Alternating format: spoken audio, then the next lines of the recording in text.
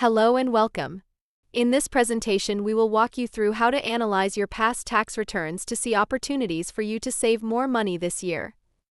The information contained here has been prepared by Civitas Strategies and is not intended to constitute legal, tax, or financial advice.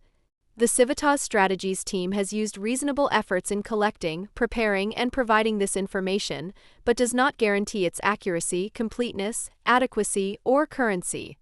The publication and distribution of this information are not intended to create, and receipt does not constitute, an attorney-client or any other advisory relationship. Reproduction of this information and recording of this content, including the use of AI, are expressly prohibited. Only non-commercial uses of this work are permitted. Taking time to prepare for filing your taxes is very important. In today's conversation, we will discuss the importance of taking the time to prepare for your taxes, how to analyze your past return for opportunities to do better this year, and free resource that share information to help you prepare for your annual tax filing. Many people feel dread at the mere mention of the word taxes. For most individuals, looking back at financial records and trying to understand what amounts fall under the categories you need to report on is not how they want to spend their spare time. You might feel anxious about starting the tax preparation process, or perhaps you feel worried about the possibility of receiving a large tax bill for the year.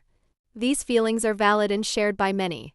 While acknowledging those feelings, you can reframe how you think of tax season as an opportunity for you to save money and head off future business risks.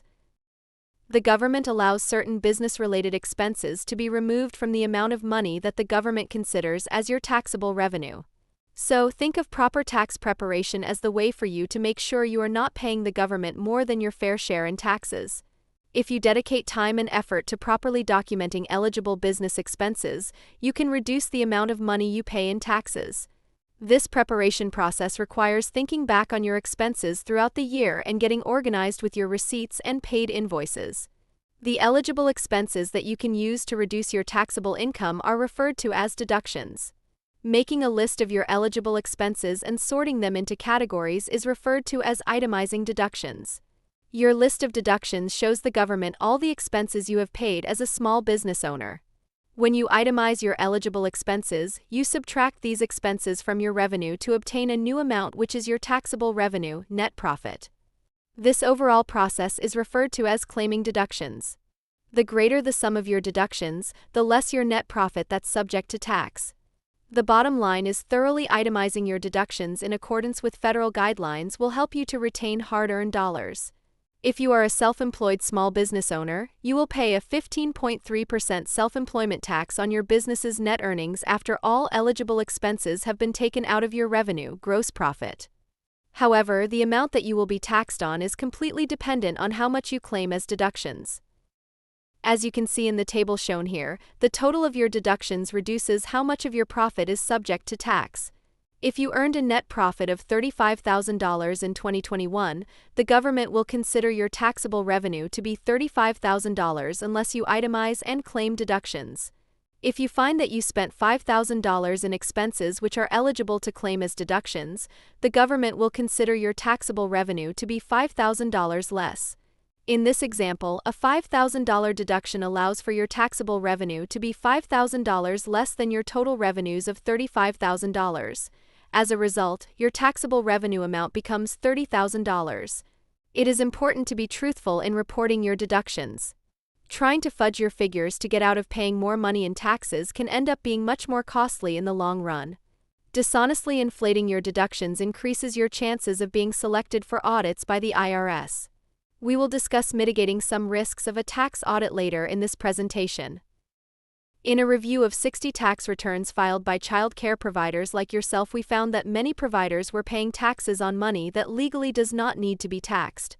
Of the review performed, 4 in 5 home-based child care providers did not deduct the business use of their home from their taxes.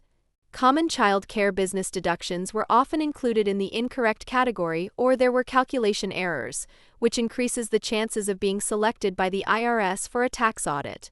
Lastly, some providers did not even claim business-related expenses on their taxes. Child care providers have many opportunities to deduct business-related expenses to reduce their tax costs. Take care not to miss these opportunities to save money. When preparing your taxes, be sure to claim the following commonly missed deductions. Business use of home. Home-based child care providers should claim the business use of their home on their taxes. To determine what percentage of your home is for business use, you can find the percentage of time and space that your home is used for business purposes using a time-space calculation. This percentage can then be applied to expenses associated with your home, including rent, mortgage, property taxes, utilities, and homeowners/renters insurance. Insurance. Business-related insurance costs, such as liability insurance, can be claimed on your taxes. Be sure not to include personal or health insurance costs. Mortgage interest. For non-home-based providers, mortgage interest for a business property you own can be claimed as a deduction. For home-based providers, total mortgage payments, which includes mortgage interest, is already included in your business use of home calculation and deduction. Supplies. Be sure to include expenses for any items you use with or for the children, such as classroom supplies, learning materials, diapers, toys, and food for snacks and meals you serve. Wages. Annual salaries and wages for W-2 employees and yourself, if you pay yourself through payroll, can be deducted on your taxes. However, you will need to subtract any tax credits that you received for employee wages, such as the Employee Retention Tax Credit, from total wages. Also be sure that you are only claiming W-2 employees' wages. Wages paid to 1099 contractors cannot be claimed. Please stay tuned for more resources on paying yourself as a sole proprietor and how to distinguish whether your staff should be classified as a contractor or an employee of the business. Check the accuracy of your revenue reporting and deduction methods. Small businesses' tax returns receive more scrutiny from the IRS than ever before. Often, businesses are selected for audit because one element of their tax forms falls outside of a designated criteria set by the IRS, which triggers an automatic flag. One example of this could be not reporting or misclassifying income received. With app-based payments such as Venmo and Zelle being a common method for what otherwise would be cash-based payments, it's important not to miss those when reporting your income. The IRS receives a copy of the amount the vendor has paid out to you, and your business will receive a $1,099K and must report that income. Another common circumstance which can trigger an audit risk is when a deduction line appears to be misused. To reduce the chances that you will be selected for IRS auditing, a time-consuming and sometimes costly process, ensure you accurately calculate your deductions and add them to the correct line. We have found that the following deductions are frequently misused, so pay close attention to these as you itemize your own deductions. Cost of goods sold. Child care businesses can very rarely use this line as it usually applies to retail and manufacturing businesses. This line refers to inventory that a business has on hand that they were unable to sell or get rid of it. Using this line could trigger an IRS audit alert because this is not applicable to your business field. Deductible meals. This line is intended for business-related meals, such as business dinners. For the average child care provider, the deductible meals line will not be a sizable sum. Following an evaluation of child care providers' tax returns, we hypothesize that providers might be using the deductible meals line for the costs of food served to children, in which that expense would fall under the supplies line. When a child care program reports a high dollar amount in the deductible meals line, it appears as if you are trying to deduct all your personal meals as a business expense. Business vehicle use. Car, van, and truck expenses are a great deduction, as long as you are only claiming the amounts used for business purposes. Make sure that you are following IRS guidelines for these expenses. You can easily assess your taxes by using the Tax Self-Assessment app for child care providers. This rubric is set up to align with Form 1040 Schedule C, which is the tax form that child care providers most commonly use. Use the links shown here and follow these 3 simple steps. Retrieve your tax return from last year and look to Schedule C, Profit and Loss from a Business, in your 1040 return. Use the guidance in the rubric in Attachment A to assess your use of each line. Note the areas where you can change your methods for this year and share with your tax preparer. As you are reviewing last year's tax return, don't worry if you believe you missed a deduction or see a way to head off a potential audit, as you can revise your taxes for up to 3 years after they are submitted. First, congratulate yourself for applying your new knowledge and taking the initiative to keep your business in top financial shape. Then, reach out to your tax preparer or use your online software to make appropriate changes.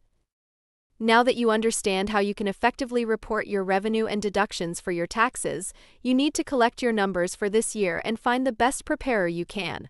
Whether you choose to prepare your taxes yourself or use a qualified professional, be sure to refer to the Confidence in Quality Tax Prep rubric to make sure you are maximizing your deductions and minimizing your risks. The links are for both English and Spanish are shown here. We recommend using the Tax Prep Guide from Homegrown Child Care. The link is shown here. The guide is designed for family child care providers, but will work with almost any provider who reports their business taxes on a Schedule C.